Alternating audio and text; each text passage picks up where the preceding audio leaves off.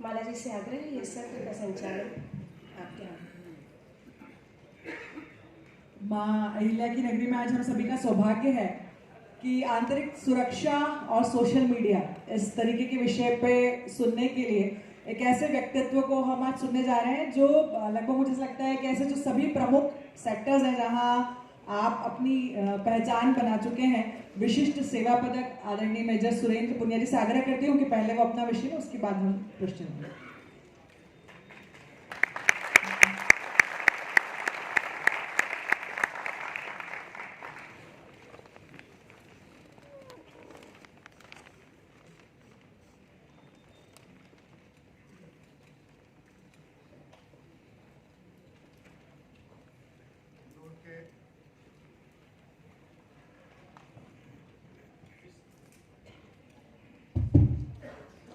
इंदौर के इस सभागार में मौजूद संघ के मेरे अग्रज, मेरे अनुज, मेरे साथी वक्ता, इंदौर के समाज सेवी और गणमान्य नागरिक और हिंदुस्तान के भविष्य यहाँ के सारे युवा साथी, आप सबको मेरा राम राम और जय हिंद।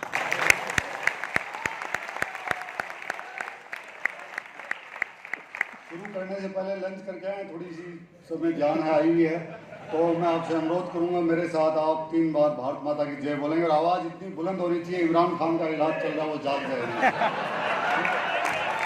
तो भारत माता की जय, भारत माता की जय, भारत माता की जय। ये जो विषय है आंतरिक सुरक्षा और सोशल मीडिया, दुनिया में आदिकाल से लेकर आज तक जो लड़ाई है वो हमेशा नैरेटिव की रही है। मैं आगे बढ़ूं उससे पहले मैं कहना चाहूँगा कि आज मुझे पहली बार मालूम चला कि मेरा जीके बहुत ख़राब है जब मंच के ऊपर बताया गया कि फेमिनिज्म में से कोई रिलेटेड उर्फी जावेद है, और मैंने मेरे साथ में अंशुल बैठे थे, मैंने बोला भाई ये कौन भोकाल है, कौन है? क्योंकि मैंने कहा हम सोशल मीडिया पे रहते हैं, टीवी देखते हैं, सुशांत भाई इन लोगों को देखते रहते हैं, तो ये आदमी ऐसे हमसे कौन बच गया, ये है कौन? तो इनको भी नहीं पता था, इन्होंने देखा फिर बोला है नहीं ये लड़की है। तो मालूम चला भाई इस नाम से भी कोई है इस देश में, तो हमें जानकारी इन लोगों की रखनी चाहिए जो नई नई चीज़ें, नए नए आइडिया, नए नए नैरेटिव क्रिएट कर रहे हैं। और ये पूरी लड़ाई नैरेटिव की है, ये अब की नहीं, आप जब भगवान श्री राम थे ये सोशल मीडिया तब से चल रही है, ये नैरेटिव तब से पैदा किया जा रहा था। आपको पता है कि एक नैरेटिव के तहत ही तो माता सीता को वनवास भेजा गया, वो नैरेटिव था। क्या नैरेटिव कि एक आदमी एक बात छेड़ता है कि उसके घर में रह के आई है, क्या प्रूफ है कि वो अभी पवित्र है? और ये बात इतनी ज़्यादा तूफान की तरह फेक न्यूज जैसे फैलती है वैसे फैली कि भगवान श्री राम को जनता के सामने जो नैरेटिव पैदा किया गया, तो एक राजा का धर्म होता है कि जनता क्या सोच रही है उसके हिसाब से उनको निर्णय लेने पे बाध्य होना पड़ा। कोई नहीं चाहता अपनी धर्मपत्नी को कहे कि तू जंगल चली जाओ बच्चों के साथ, या ऐसे ऐसे कोई नहीं बोलेगा ना जो प्रेग्नेंट है। जब उतने बड़े व्यक्तित्व को जब झुकना पड़ा तो आप और मैं हैं क्या? वो वक्त था जब उसमें नैरेटिव तय कर दिया गया कि वो ऐसे है तो उसके साथ ऐसे किया जाए। नैरेटिव तो ये है कि दुर्योधन को गलत साबित किया गया और जो लिखा हमने पढ़ा, लेकिन क्या आपको लगता है दुर्योधन पूरा गलत था? भैया राजा का सबसे बड़ा बेटा है, वो ही तो राजा बनेगा ना, तो वो अपनी जगह सही था। बाकी उसमें 1000 कुरीतियां होंगी, उसने औरत का अपमान किया, सजा मिलनी चाहिए, वो उदंडी था, सजा मिलनी चाहिए, लेकिन वो एक मुद्दे पे तो वो सही था कि वो सबसे बड़ा है। लेकिन नैरेटिव को ऐसे पलटा गया, चाहे जिसमें भगवान शामिल हो, श्री कृष्ण, जनता के दिमाग में एक चीज बैठाई गई कि नहीं पांडव सही है, और वो आज तक हम कह रहे हैं पांडव सही है। नैरेटिव ही तो है ना, और क्या है? ये नैरेटिव तब भी था और नैरेटिव बाद में भी है। जब देश आजाद हुआ तब ये नैरेटिव पैदा किया गया ना कि देश के मुसलमान हिंदुओं के साथ नहीं रह सकते। ये नैरेटिव जो था ना कि हिंदुस्तान के 2 टुकड़े कर दिए गए, वो बात अलग है कि उस नैरेटिव के पीछे एक दूसरा नैरेटिव था कि कुछ लोगों को यहां छोड़ा जाए ताकि इस देश के फिर टुकड़े किए जाएं। ये अगला नैरेटिव है। ये जो नैरेटिव है यही तो था ना कि एक आदमी खुद को ही भारत रत्न दे देता है, और जो उससे भी ज्यादा मजबूत आदमी जिसने इस देश की संरचना की, जिसने इस देश का जो मानचित्र जो आप हम देख रहे हैं जिसको खड़ा किया, उस आदमी को बुला दिया गया। ये नैरेटिव तो था, और क्या था? ये नैरेटिव तो है ना एक कि एक परिवार की गुलामी को आप लोकतंत्र कहते हैं।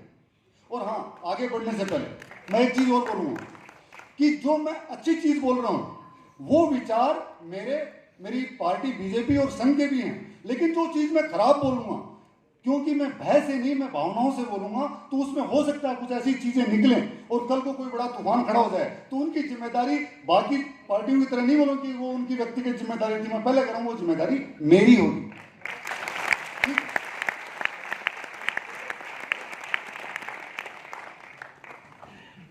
ये जो नैरेटिव की लड़ाई है ये आप भी खत्म नहीं होगी, ये हमेशा चलती रहेगी। और यहां पे एक वर्ड यूज किया गया कि सोशल मीडिया इन्फ्लुएंसर्स,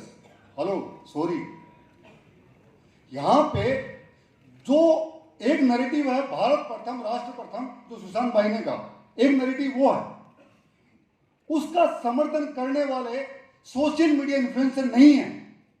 मैं दोबारा बोल रहा हूं, वो सोशल मीडिया इन्फ्लुएंसर नहीं है, आप उनको छोटा साबित कर रहे हैं। वो सारे के सारे धर्म रक्षक और भारत रक्षक हैं, और जो इस देश के खिलाफ, जो इस देश की संस्कृति के खिलाफ, यहाँ की परंपराओं के खिलाफ, इस झंडे के खिलाफ, इस देश की संपूर्णता के खिलाफ जो काम कर रहे हैं सोशल मीडिया पे, वो राष्ट्र विध्वंसक हैं। उनको आप दूसरी साइड के सोशल मीडिया इन्फ्लुएंसर मत बोलिए, वो अपने नैरेटिव पर अड़े हुए हैं, उनकी नजर में उनका नैरेटिव सही है।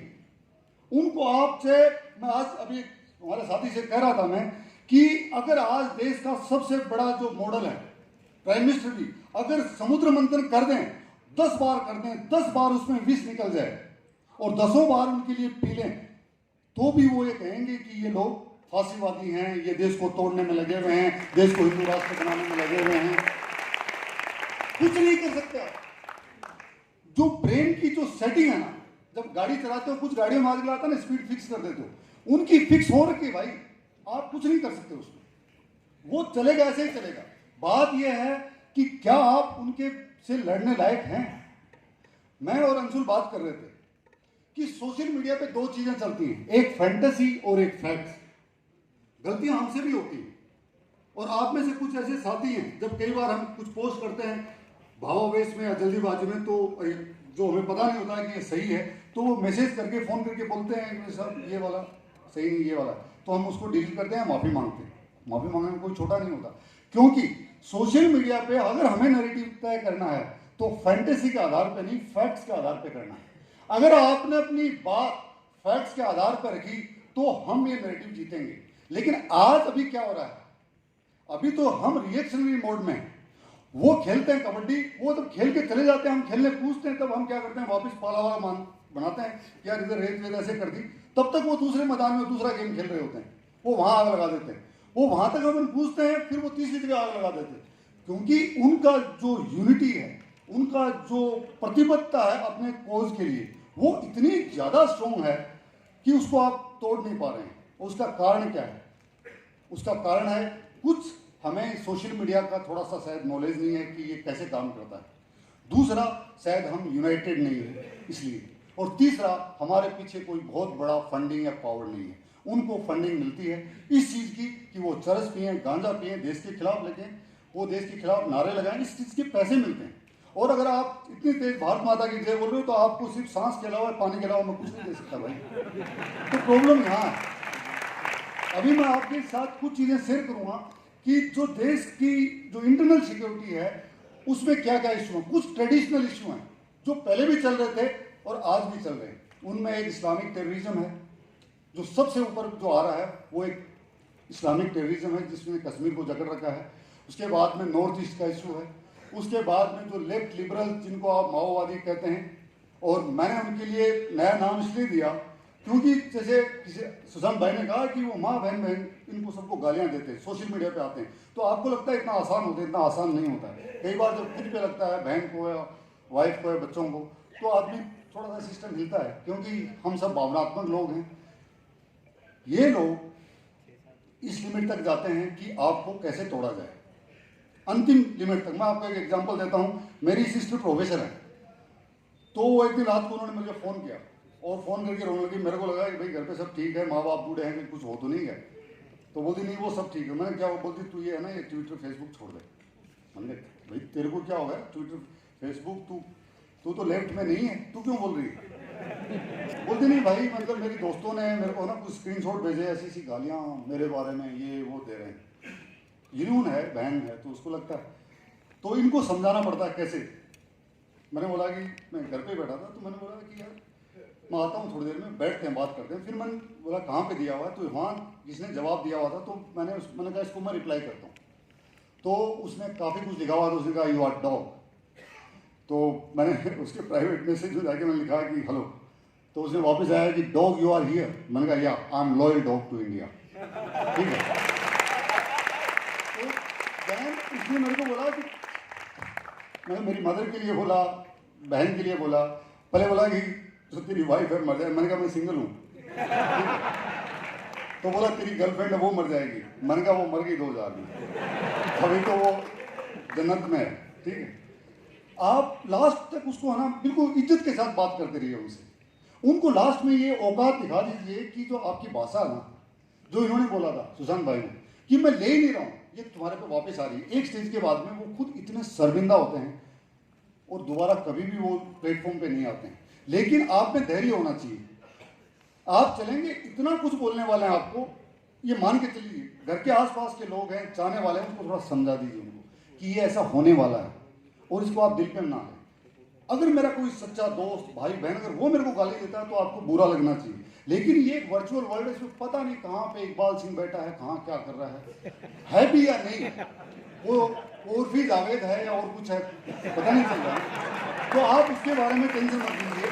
तो पहला है इस्लामिक टेररिज्म, दूसरा है नक्सलवाद, तीसरा है जो रीजनल जो स्टेट्स हैं, जहाँ कुछ जो पॉलिटिकल लीडर्स हैं, जो उनको पॉलिटिकल पावर चाहिए, तो वो नया देश या नया स्टेट या ऑटोनॉमी मांग रहे हैं, वहाँ पे एक संघर्ष चल रहा है। ये कुछ ट्रेडिशनल चीज़ें हैं, उसके अलावा ड्रग्स, उसके अलावा फेक करेंसी, ये ट्रेडिशनल है, जिनसे डील करने के लिए सरकार के पास हथियार हैं, साधन हैं। लेकिन जो बिल्कुल नया जो सिस्टम चल रहा है, यह है इंफॉर्मेशन वॉरफेयर। ये 5th जनरेशन वॉरफेयर है। इसमें टैंक नहीं चलता, इसमें आप राफेल उड़ा के किसी को मार नहीं सकते। आपको पता नहीं कौन आदमी कहाँ बैठा हुआ, हो सकता है हमारे बीच में बैठा हुआ वो एक ऐसी चीज़ कर रहा है जो हमें नहीं पता है। और मैं आपको, सोशल मीडिया का पावर इतना बड़ा है, मैं हमेशा कहता हूँ कि इस हिंदुस्तान की सेना के अंदर जो 7 कमांड है, 8वीं कमांड खड़ी करनी पड़ेगी एक दिन, प्राइम मिनिस्टर या प्रेसिडेंट या आर्मी के जो चीफ या एयरफोर्स चीफ, नेवी चीफ। मैं इतनी बार बोल चुका हूँ कि एक नई कमांड खड़ी कीजिए आप, जिसका नाम होगा इंफॉर्मेशन वॉरफेयर कमांड, और वो पूरे देश के लिए चाहिए। अगर मैं आज आपको बोल रहा हूँ, अगर हम 10 लाख लोग अगर 2 साल के लिए 2 लाख करोड़ रुपए खड़े करें, हम पाकिस्तान के 5 टुकड़े कर देंगे बिना लड़ाई किए, बिना लड़ाई किए। अभी पाकिस्तान में क्या चल रहा है आपने देखा, इमरान खान को गोली लगी। अगर हमारे पास यहाँ पे सिस्टम है, हमारे पास टीम्स हैं, अगर हम नेगेटिव क्रिएट करते हैं कि ये इमरान की पार्टी, ये महाजिर, ये ISI, ये हाफिज सईद, सबके अलग अलग, अगर उनमें इतना कंफ्लिक्ट है, समझ में नहीं आया कि कौन सही है कौन गलत है, देश में अफरा तफरी मच जाएगी।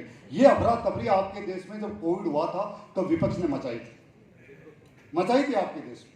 और इस इंफॉर्मेशन वॉरफेयर का एक सिस्टम है कि जो इस सिस्टम में स्थापित लोग हैं, जिनकी लोग बात सुनते हैं, उनका करैक्टर असैसिनेशन किया जाए। अगर मिस्टर सुशांत सिन्हा अगर बोलते हैं कि ये बात सही है, तो उनको समझ में आ रहा है कि ये बात सही बोल रहा है, तो इस आदमी को गिराया जाए, इस स्तंभ को गिराया जाए, ताकि इसको जो मानने वाले हैं उनके दिमाग में वैक्यूम क्रिएट हो जाए, डाउट क्रिएट हो जाए कि ये चीजें तो गलत है। मेरा सगा भाई वो मेरे से पूछता है कि यार ये तू तो भाई स्पेशल फोर्सेज में तेरी यूनिट ने सर्जिकल स्ट्राइक की सही नहीं की है। ये मेरा भाई पूछता है मेरे से। मैंने कहा क्यों, क्या हुआ? बोला केजरीवाल राहुल गांधी कह रहे हैं कि वो तो फेक है।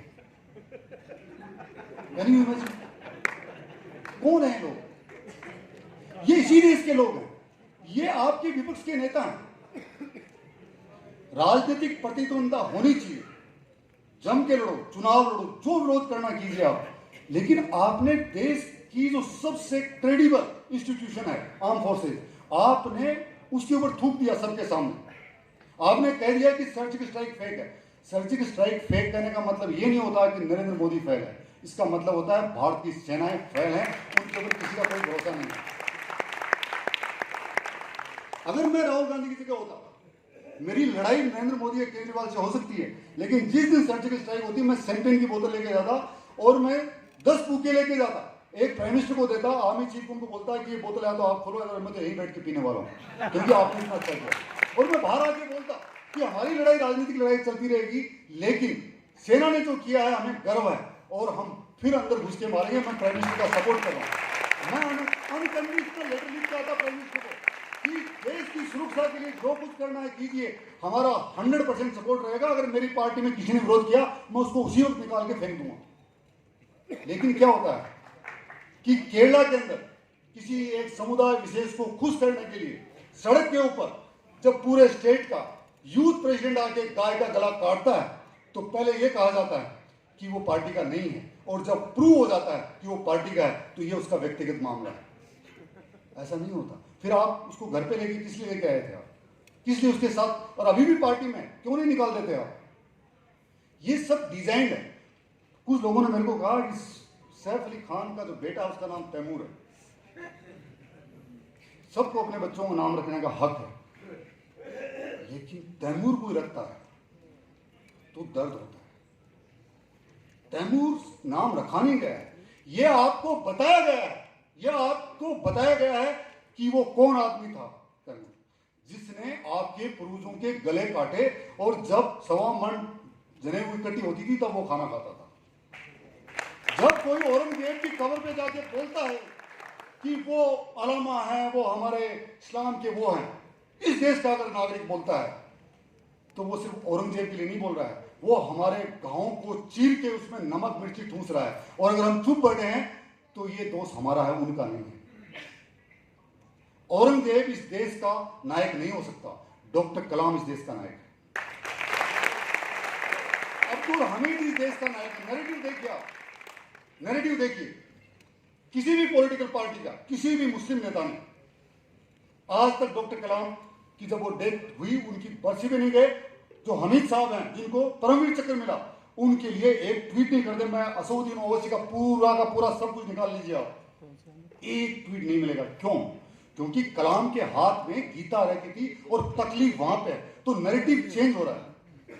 कलाम हिंदुस्तान को, भारतीय संस्कृति को, पुरातन सभ्यता, संस्कृति, सनातन धर्म को बिलोंग करता है, और ओवैसी उन लुटेरे आक्रमणकारियों को बिलोंग करता है। उनका नैरेटिव वो है कि इसको गजवाए हिंद कायम करेंगे हम, इस देश के ऊपर वो राज करेगा, इस्लाम का राज होगा। हम कह रहे हैं कि सब रहिए, सबका हक है, और वो कह रहे हैं कि हम छीन के लेंगे आजादी। ये एक नैरेटिव है, इस नैरेटिव को आपको तोड़ना पड़ेगा। आपको पता है कि नैरेटिव क्या किया जाता है, क्या होता है इसमें? जब कोविड हुआ तो बरखा दत्त ने जितने भी शमशान घाट लैपटॉप लेके पहुंच गई वहां पे, और लोगों के माँ बाप, भाई बहन जिनकी चिताएं जल रही थी, उनका live show Washington post, New York times पे चल रहा है। पैमाने सबके लिए एक होने चाहिए।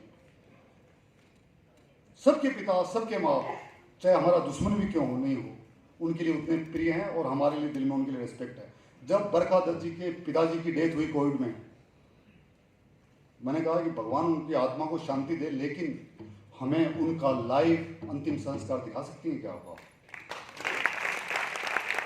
हमारे क्या सबके माँ बाप तो एक ही हैं, मूर्ति तो सब बराबर है ना। ये दो पैमाने कैसे तय कर दिया आपने?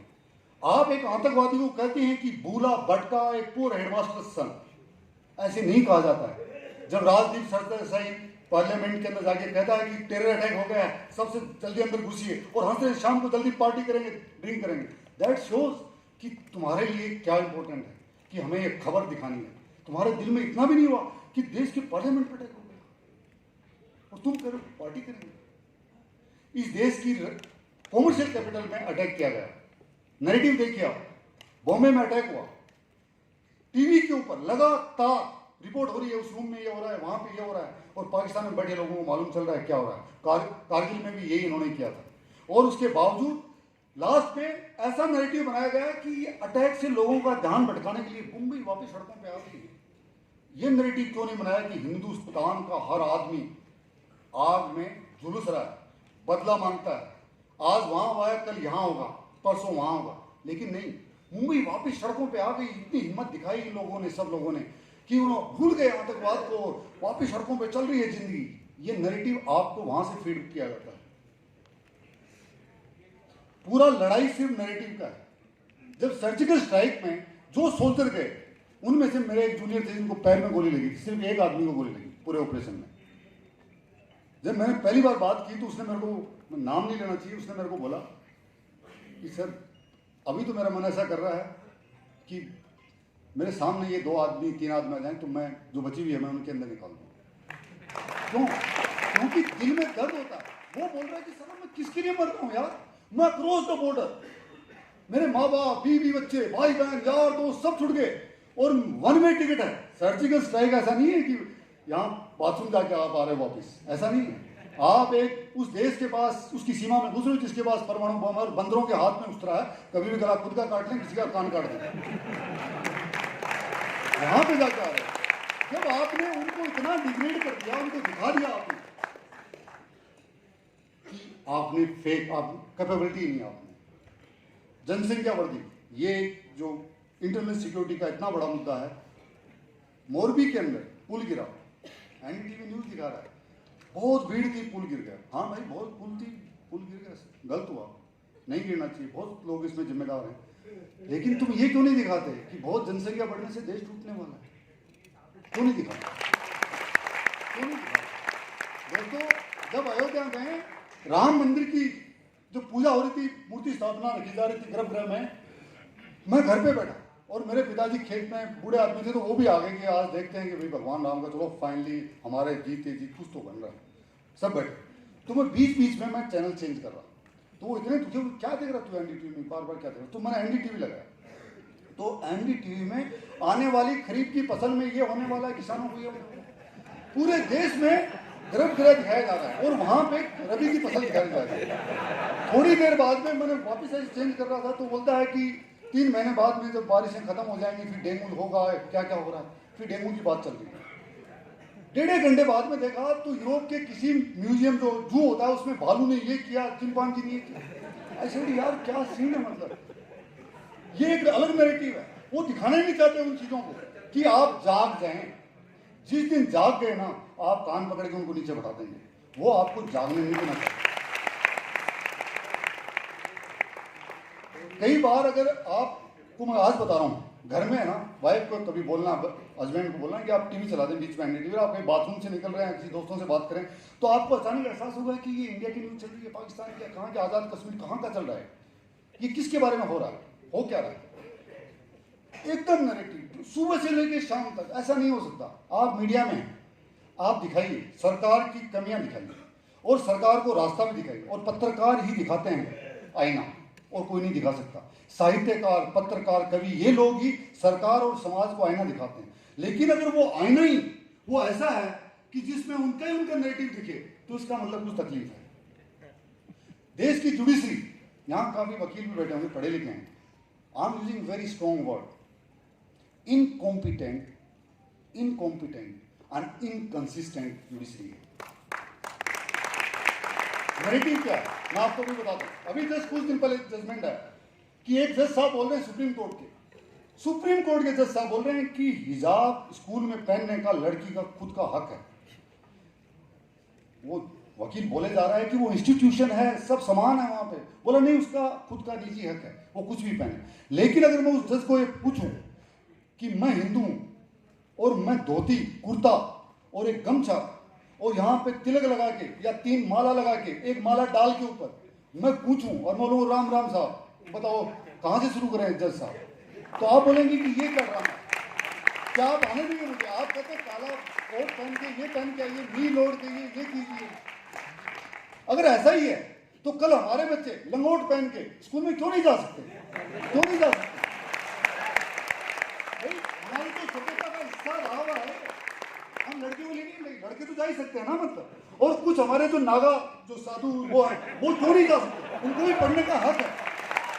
तो ये कानून सबके लिए समान होना चाहिए। ऐसा नैरेटिव सेट किया गया है, मैं आपको बता रहा हूं, ऐसा नैरेटिव सेट किया गया है कि जब राम मंदिर बन रहा था, आपको पता है कि कांग्रेस की ओर से ये कैसे आपको दिग्भ्रमित किया गया है, ये देश को तोड़ने के सारे तरीके हैं। देश कैसे टूटेगा? जब आप अपनी परंपराओं से दूर हो जाएंगे, जब आप अपने सनातन से दूर हो जाएंगे, जब आप अपने माँ बाप अपने परिवार से दूर हो जाएंगे, जब आप अपने रिश्तेदारों से दूर हो जाएंगे और इनका झंडा इनका डंडा उठा लेंगे, उस दिन देश टूट जाएगा। ये हकीकत है। जब राम मंदिर बन रहा था, जब अपील की गई, तो सोनिया गांधी ने भेजा कि ये काल्पनिक है, और सुप्रीम कोर्ट ने वो अर्जी कपिल सिब्बल और मनु सिंघवी की अपील जो थी उन्होंने एक्सेप्ट कर ली। एक्सेप्ट करने का मतलब है कि इस केस में दम है।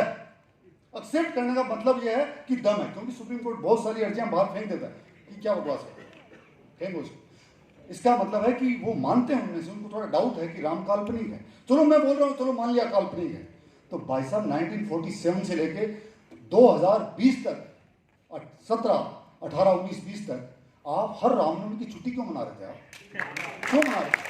अरे काल्पनिक है ना। जब काल्पनिक मान रहे हो तो फिर राम ही कोई काल्पनिक मान रहे हो, तो फिर हर हाई कोर्ट, हर सुप्रीम कोर्ट, हर कोर्ट की छुट्टी किस लिए कर रखी है? छुट्टी के टाइम आपका नैरेटिव ठीक है बिल्कुल कि आज छुट्टी है, घर पे बैठे हैं। आप रात को 2 बजे 3 बजे सुप्रीम कोर्ट खोल देते हो और फिर एक नैरेटिव बनाया जाता है कि इंडिया जुडिशरी सो फ्लेक्सिबल कि हम टेररिस्ट को भी अंतिम वक्त तक न्याय दिलाने की कोशिश करते हैं। टेररिस्ट को 1 दिन, 2 दिन, 1 साल, 2 साल, 5 साल, 7 साल, 8 साल, 10 साल, 15 साल, 20 साल, यार इतने सालों तक तुम उसको, और फिर उसकी बॉडी दी जाती है और उसको हीरो बनाया जाता है, हीरो बनाया जाता है। मैं कैसे मान लूं कि ये लोग जो उसके अंतिम संस्कार में जाते हैं और हिंदुस्तान के खिलाफ नारे लगाते हैं कि वो इस देश के नागरिक कहलाने लायक हैं, वो आतंकवादी नहीं है, वो है आतंकवादी। ये लोग जो पढ़े लिखे लोग हैं, लेफ्ट के लोग, जिनमें सुशांत भाई बहुत ही मीडिया में थोड़े समझ के बोलते हैं, क्योंकि इनके खिलाफ हो सकता है कई बार लोग पीछे पड़ते हैं। मैं तो बिल्कुल सीधा नाम लेके बोलता हूँ, प्रशांत भूषण।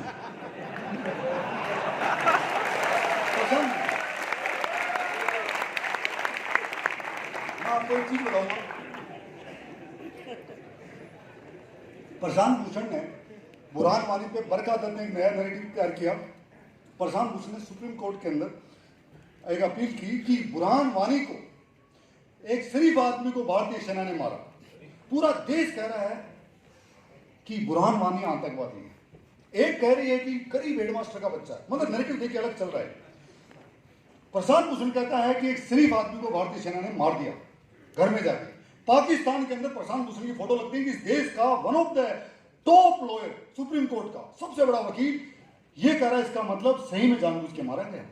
और हमारी जो सोशल मीडिया है ये काउंटर ही नहीं कर पाई कि जो एक रेपिस्ट आदमी जो किसी के भी घर में घुस के किसी भी माँ बहन बेटी के साथ रेप करता था, जिसने 20 से 30 सिविलियन लोगों को मारा, सैनिकों को मारा। मैंने जब सुप्रीम कोर्ट के अंदर अपील की उसके खिलाफ, तो जज ने मेरे से पूछा कि मेरे साहब आपको क्या तकलीफ होगी? कहाँ बुरहान वानी, कहाँ प्रशांत भूषण, कहाँ आप? मैंने कहा है तकलीफ है, हमारे भाई लोग लड़ रहे हैं, हमें तकलीफ है। मैं प्रशांत भूषण से 2 चीज पूछ रहा हूं। ये कह रहे हैं कि बुरहान वानी को जानबूझ के मारा गया, उसके पास न वो आतंकवादी था न उसके पास हथियार था। ही सेड कि यस। मैंने कहा सर ये अखबार में इनका स्टेटमेंट है। मेरा सिर्फ इनसे एक सवाल है, इनको कैसे पता कि बुरहान वानी के पास हथियार नहीं था? क्या बुरहान वानी के साथ फोन में था? कौन लोग थे जो प्रशांत भूषण को 1 to 1 रात के टाइम 3 बजे खबर दे रहे थे कि बुरहान वानी के पास हथियार नहीं, सेना घुस गई या मार दिया उसको? इसका मतलब है कि बुरहान वानी के साथ जो लोग जुड़े हुए हैं वो प्रशांत भूषण के साथ जुड़े हुए हैं।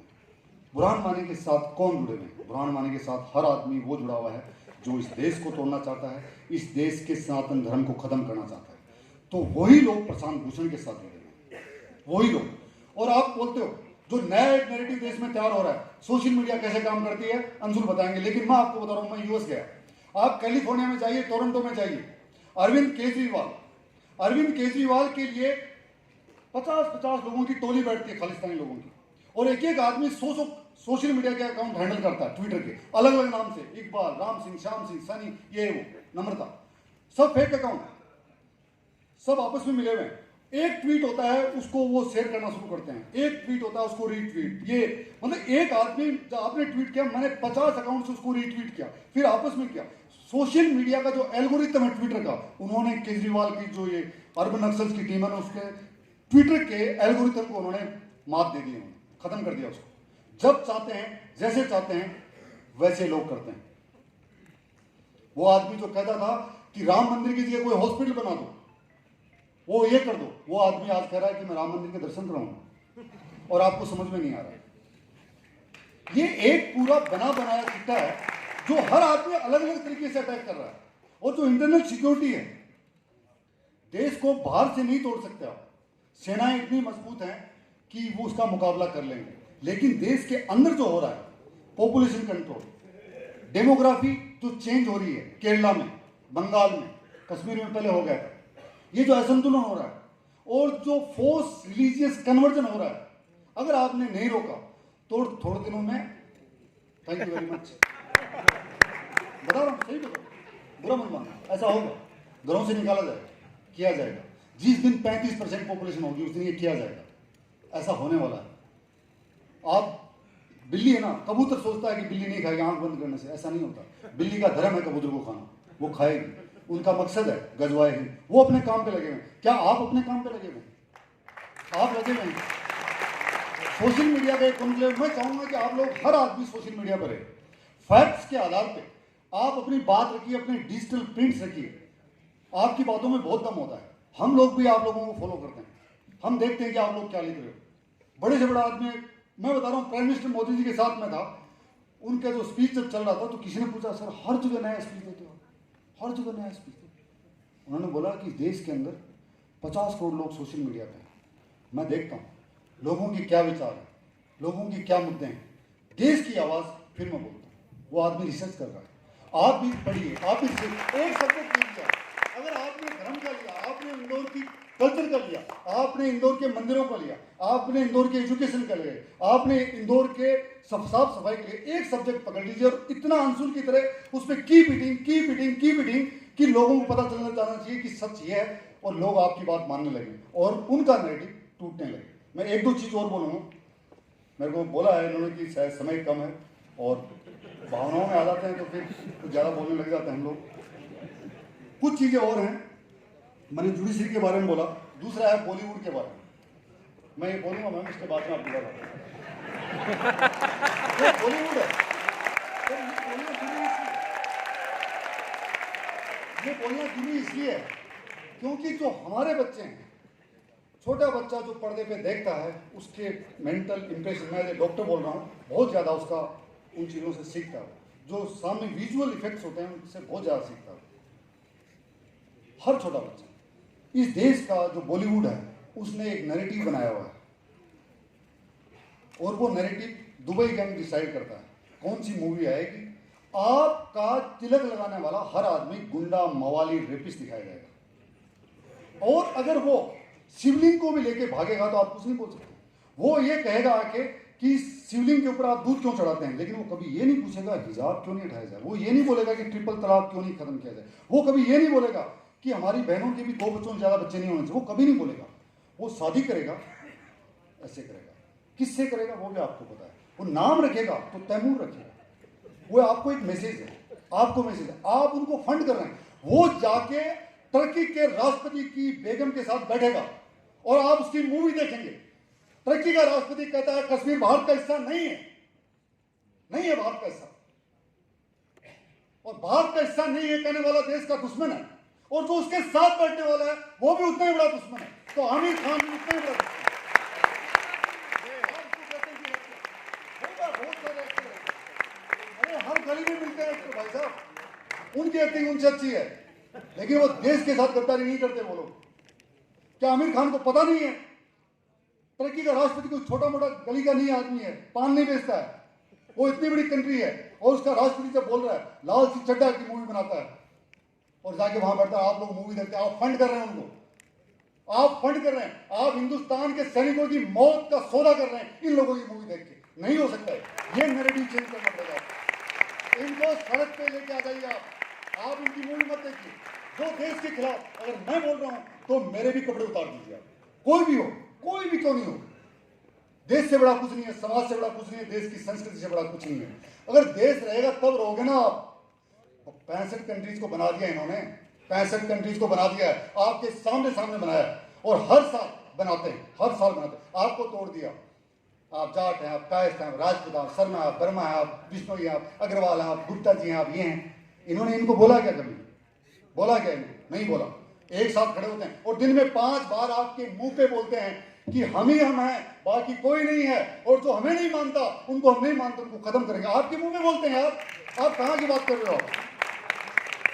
आपको लग रहा होगा कि मैं आपको भड़का रहा हूं, नहीं, मैं आपको आईना दिखा रहा हूं। ये इंटरनल सिक्योरिटी का सबसे बड़ा मुद्दा है। या तो इस देश की परंपराएं मानिए, इस देश के अंदर सिर्फ मुस्लिम 1 करोड़ लोग हैं, बाबर की औलाद। बाकी जितने भी जो हैं, जो आज इस्लाम मानने, कोई भी मान, कल को हो सकता है हमारे से भी कोई मानने लग जाए, कोई गुनाह नहीं है। लेकिन बाबर की औलाद सिर्फ 1 करोड़ लोग हैं, बाकी तो सारे आप में से हमारे में से बने हैं भाई। कोई चौहान है, कोई मलिक है, कोई राम सिंह है, सारे के सारे हमारे में से बने हैं ना, बंसपुरी में बने ना, डरा के, धमका के, गला काट के। जो नहीं बने उनका साहबजादों की तरह कत्ल कर दिया गया, और जो डर गए बेचारे, हर आदमी बहादुर नहीं हो सकता ना, उनका दोष नहीं है, डराया गया, धमकाया गया। और हर बार हिंदुस्तान के अंदर जब जब किले टूटे हैं, दरवाजा अंदर से खोला गया है। जयचंद अंदर थे, मिर्जापुर अंदर थे। आज भी अगर हिंदुस्तान अगर पीछे जाएगा तो अंदर से, अंदर के लोग, बाहर की नहीं, बाहर सेना लड़ लेगी, बाहर सेना लड़ लेगी। मैं आपको बता रहा हूँ, इतनी मजबूत है सेना, चाइना को दिखा दिया और पाकिस्तान को कभी भी दिखा सकते हैं, और पाकिस्तान भी टूटेगा। लेकिन अंदर से बचाने की जिम्मेदारी आपकी है। आप सोल्जर हैं, आप धर्म रक्षक हैं, आप राष्ट्र रक्षक हैं, ये जिम्मेदारी दोस्तों आपकी है। मैं इतना ही कहूँगा, समय कम है, और जो इस कॉन्क्लेव को जिन्होंने करवाया है, हर व्यक्ति को, जो पानी की बोतल लेके चल रहा था, जो वहाँ बैठा है, जिसने सफाई करवाई है, जिन्होंने प्लान किया है, जिन्होंने सबको बुलाया है, ये अरेंजमेंट किया है, आप सबको मेरा साधुवाद, बहुत बहुत धन्यवाद। इस शहर ने जो शुरुआत की है, आर्मी के अलावा और डॉक्टर्स के अलावा मेरी सबसे ज़्यादा दोस्ती जानकारी इसी शहर में। मैं जब जब आता हूँ, जब जब चेहरे देखता हूँ, और इतना प्यार है मुझे इस शहर से, इतनी साफ सफाई। मैं बोलता हूँ ये गुरु मंत्र बाकी शहरों को बता दो आप लोग, ताकि पूरा देश सही हो जाएगा। दोस्तों, साथ में ये भी चाहूँगा, मैं 150 करोड़ लोग हैं, मैं चाहूँगा कि आप अपनी हेल्थ, अपनी फिटनेस, अपने परिवार की हेल्थ, उस पर जरूर ध्यान दें। हर परिवार का सबसे बड़ा असेट उसके सदस्य होते हैं, उसी तरह देश का सबसे बड़ा असेट देश के नागरिक हैं। ये जो असेट है, अगर बीमार पड़ गए, आज 52 करोड़ लोगों को हाइपरटेंशन, डायबिटीज है, 5000 करोड़ की गोलियां ले रहे हैं, 100 रुपये की गोली लेते हैं, 5000 करोड़ की, महीने का 1.5 लाख करोड़, साल का 18 लाख करोड़। 18 लाख करोड़ बहुत होता है पैसा। अपनी हेल्थ का ध्यान रखिए, स्वस्थ रहिए। और हमने फिटिस्तान, एक फिट भारत मूवमेंट चलाया है, आप जुड़िए, हम रोजाना आपको एक हेल्थ टिप देंगे, जो आपकी दादी, आपकी नानी, मेरी नानी, मेरे फादर, या जो हमारे पूर्वज जिन्होंने सिखाया था आयुर्वेद में, बेसिक चीज़ें। एक दिन में ना कोई फिट होता, ना कोई अनफिट होता। आप मजबूत रहिए, आप मजबूत रहेंगे तो परिवार मजबूत रहेगा, परिवार मजबूत रहेगा, समाज मजबूत रहेगा, और समाज मजबूत रहेगा तो देश मजबूत रहेगा। आप सोशल मीडिया इन्फ्लुएंसर नहीं हैं, आप भारत रक्षक हैं, आप धर्म रक्षक हैं, आप संस्कृति रक्षक हैं। जय हिंद, जय भारत।